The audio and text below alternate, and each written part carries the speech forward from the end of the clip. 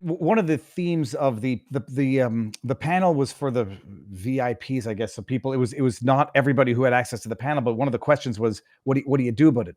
And I think pretty much everyone on the panel, although they don't have a grudge, they have an understandable gripe. They say, like, people need to be punished for this. Period. If they don't get punished, worse still, if they have a place in government going forward, no one's going to learn the right lessons whatsoever. They're just going to do this again and again and again. But who, like we've talked about it a bit, who initiates this form of justice, which is true justice and not retribution? Like, how does it start? Well, I Who mean, takes the first shot? I think the best place is the office for these issues, for weaponized lawfare, the Office of Civil Rights of the Justice Department that has been politically weaponized by the Obama and Biden administration to go after their political adversaries in many contexts or instances, including trying to influence election policy at the state level, influence immigration policy, influence diversity, equity, inclusion policy, trans policies, etc. Things that were not appropriate for the Civil Rights Division to be active in. What it was originally designed for is precisely this. For those that don't remember, the original Civil Rights Acts were passed after the Civil War to deal with state law enforcement and state judges violating people's civil rights. The target was primarily state judges, secondarily, state law enforcement. So that's the department that's charged with making sure this kind of lawfare doesn't translate into civil rights and constitutional violations. So I think that's the department that can be proactive in civil and criminal inquiries.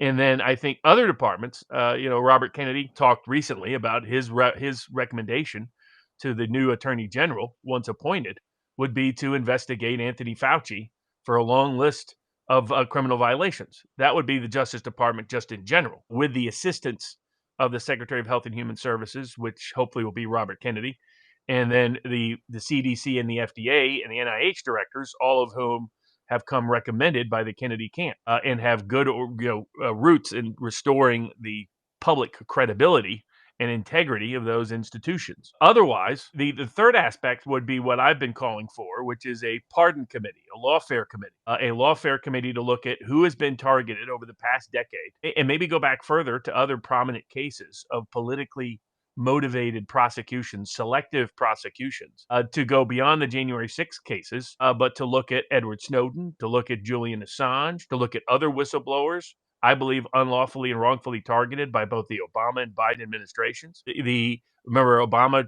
went after more whistleblowers than any administration in American history. Mm-hmm. In fact, more than all 43 presidential predecessors to Obama combined. To remind people of the dangers of the deep state, the attacks on crypto and Bitcoin in multiple contexts. The president is committed to commuting the sentence of Ross Ulbricht, who I believe was everything about that case was tainted from the get-go, and they made clearly false allegations and accusations against him. Tried to deny him the ability to fund his own defense. And that leads us to the person who did help fund his defense, who is the current highest profile target of politically motivated lawfare by the Biden administration, and that is Roger Ver, colloquially known as Bitcoin Jesus, who is being targeted for a criminal case where he faces 109 years in federal prison for made-up, phony charges by a politically motivated, corrupt, and now we have evidence, a Department of Justice high-profile tax division official, according to the motion to dismiss filed by Roger Ver's legal team, detailed how the U.S. government deliberately lied and fabricated information to the grand jury to get the indictment, lied and fabricated information to the judge to illegally, unlawfully, and unconstitutionally seize attorney-client privileged communications. But what's most striking is after they seize those communications, they then lie about what the communications said in both the indictment and in their paperwork filed to the Spanish court under a penalty of perjury. They claimed that Roger Ver had withheld information from his tax lawyers and accountants and had not acted in reliance on their information. It turns out the attorney-client communications that they unlawfully seized proved just the opposite. Roger Ver gave all the information to his tax attorneys and accountants, and he complied precisely with their instructions. This, for those that don't know, in the tax arena, it's called a reliance defense. That you're not allowed, we don't want to imprison people for disagreement about tax laws or for the complexity of the tax laws or for debt, simply owing money to the government. You have to have fraudulent intent, or it's called willfulness in the criminal tax arena. That means if you in good faith believed your position was right about what was reportable, what was disclosable, what was due and owed, you can't go to prison. You might owe money, but you can't go to prison.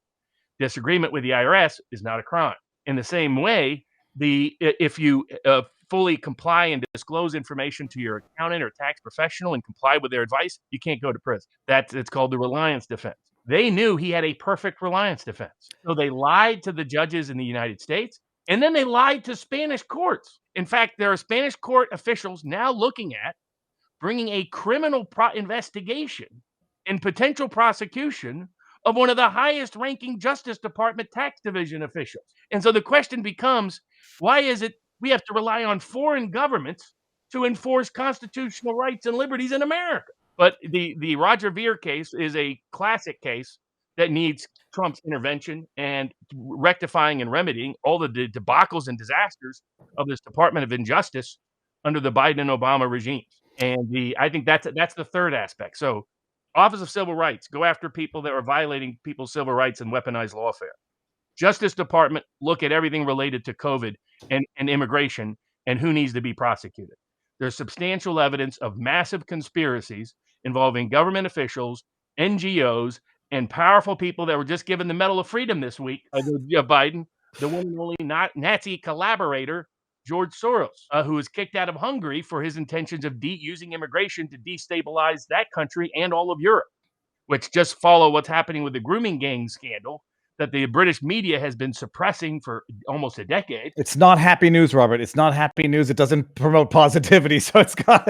I think your sarcastic version is probably the best reaction and response to that proposal. By stop it! Thank you. In other words, use all positive language to explain how ridiculous and absurd it is, with the appropriate droll of sarcasm.